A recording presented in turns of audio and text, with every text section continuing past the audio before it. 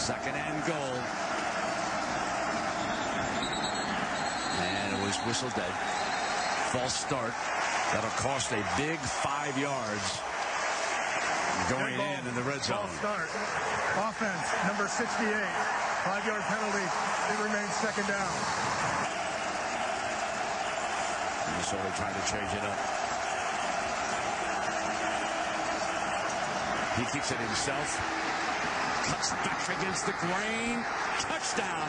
What a beautiful cut. Arizona actually had him bottled up. And then he cut back to the left side and made it to the end zone for the first touchdown of the night. And Jeremiah Masoli, Brent, you're right. Arizona's there. They're trying to defend it. Masoli has such great vision. It runs like a running back from the quarterback position. And also his ability to not just see it, but that burst, similar to what LaMichael James offers as a tailback. Once he saw the cut back to the left, he just simply outran the Arizona defense, and they over-pursued the play.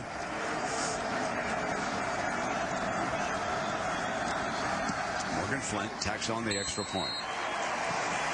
So Masoli, his 10th rushing touchdown of the season. And the Ducks lead it early.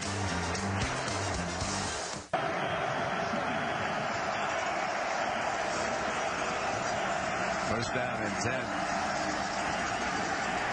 Masoli fumbles the ball. Loose ball. They get it back. Recovery by Jeff Mayle, the wide receiver, as the ball was free. And Brent, this is the matchup we talked about from the beginning of this game. Cam Nelson is the key tonight in defending Masoli when he runs the ball in the option. Jeff Mayle, good job. I didn't think they'd have a chance to pick it back up, but there's Nelson. He's been reading his keys all night. As soon as number 8, White, carries the football, you're going to see Cam Nelson coming down in a hurry to try and stop him. Cam is the senior safety from Dallas, his last game here in Tucson. Second and 14. Masoli off the fake going deep. And a perfect strike that time. I mean, this was there were two receivers converging right here, Herbie. Yep, LT 2-A gets downfield. He hits the crease. And this is what I'm talking about with Masoli throwing the football. If you're going to crowd the line and respect his ability to run the option, he and LaMichael James, this is what they do to keep you honest and to keep the safeties back. And then they get back to the bread and butter of running the football. James patiently waited. And he is across the 20-yard line before he's brought down. Devin Ross. The pass play to 2-A isn't just a big game. It sets everything else up within this offense. Now you get back to getting James the football. The offensive linemen have a little bit better angles to be able to pick up blocks on the linebackers. The safeties have to respect that vertical threat of Masoli throwing the ball. And all of a sudden you get back into a rhythm with the offense. By a couple throws from Masoli, it opens up the offense. Crenshaw was working the sideline. Well, it looked like he got a foot down, even though it was by accident. I don't think he realized he was that close to the line of scrimmage, but his left foot looked like it got down. Well, I'm sure they'll take another look at this one. Let's see if he catches the ball as his left foot touches. And the left foot looks like it's down as he catches the ball. As his left the previous play is under further review. His left foot was still down, and then when his right foot came down, it was out of bounds. Watch his left foot as he catches the football. It's down right there. Then he steps out of bounds. But as long as that left foot is down, that's a completion. A little bit unlucky on that fumble they forced back there by Nelson that they didn't recover it. We're up here thinking Arizona, what a big break. There were 6 red jerseys around the football, and somehow Jeff Mayle was able to come away with it. It's a game of breaks. And when you're playing at home, you have to be able to take advantage of those breaks. It was determined that the receiver caught the ball with a foot in bounds. Yeah. First and goal at the 5-yard line. The point I was going to make is how perfectly he threw the ball again. Absolutely. I mean, he squeezed that ball in on the sideline. Second time this drive. The throw to 2-A that got the ball down in deep into Arizona territory was a great throw. And in this one, he finds Crenshaw out of the backfield, leaking out of the backfield. Puts it pretty well covered, by the way. Puts it in a spot where only Crenshaw can make the catch.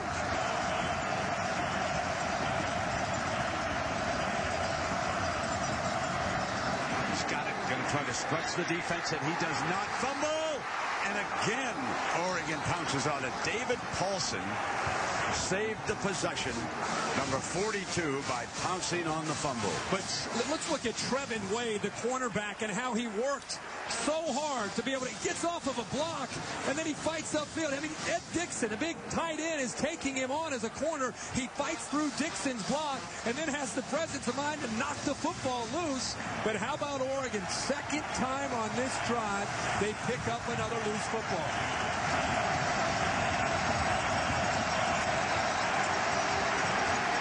Couldn't find a receiver.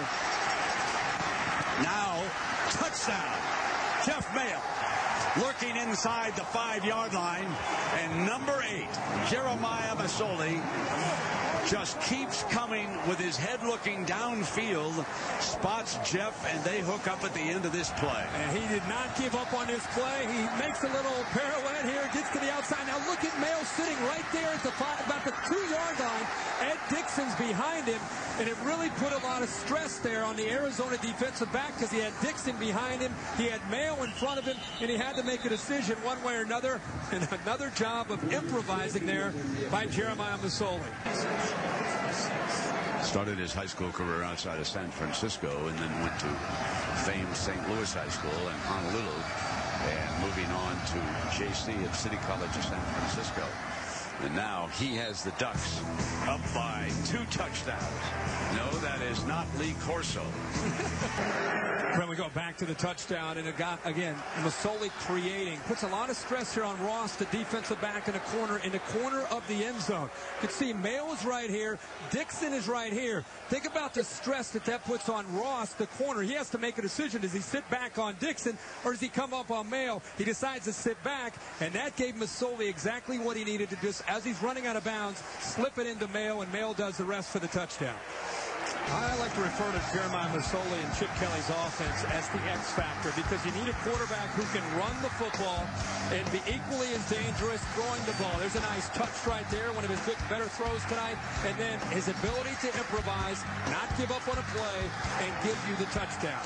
It's an X factor that makes it for a defense, up to any defensive coordinator in college football, that has to defend a spread attack with an athletic quarterback that can run, and he can hand it off to his tailback and throw the football.